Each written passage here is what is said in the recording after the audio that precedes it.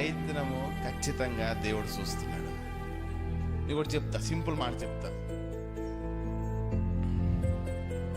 మన బైబిల్లో మనందరికీ నమ్మకంగా ధైర్యం ఇచ్చినాడు ఒకడు ఉన్నాడు. ఆడే గుడ్డోడు. ఏసే వస్తున్నాడు అని చెప్పేసరికి వాడి ప్రయత్నం మామూలు ప్రయత్నం కాదు. అవునా? ఆడి ప్రయత్నం మామూలు ప్రయత్నం కాదు. పాపాడికి ఎటు నుంచి వస్తున్నాడో తెలియదు, ఎటు పోతాడో తెలియదు. ఆయన మధ్యలో ఉన్నాడా, ముందున్నాడా, వెనకున్నాడా, ఏడున్నాడో తెలియదు ఆయనకి. అవునా? వాడి ప్రయత్నం మామూలు ప్రయత్నమా? అర్థమైందా? ఎంత గట్టిగా అరిచాడు. ఎందుకు ఆ యత్నం, ఎందుకు ఆ ప్రయత్నం?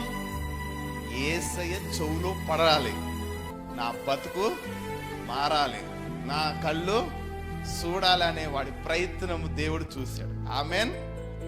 ఈ మాట ఒట్టిది కాదు.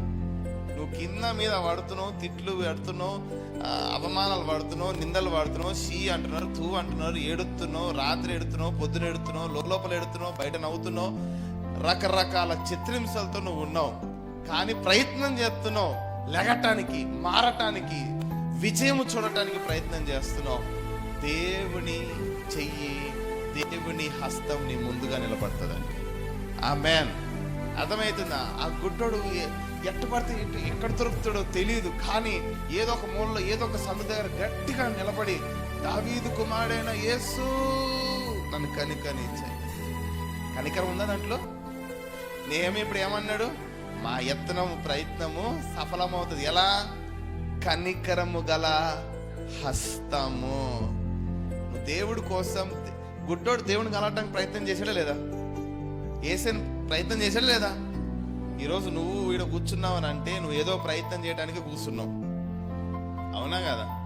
అన్న దేవుడి దగ్గర జవాబు రావటానికి ప్రయత్నం చేసిందా లేదా? చెప్పాలి. అబ్రాం ప్రయత్నం చేసిందా లేదా? వీళ్ళందరూ ప్రయత్నం చేసిన వాళ్ళు వీళ్ళందరూ.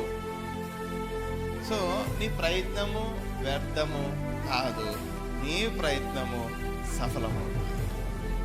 నువ్వు అనుకుండొచ్చు,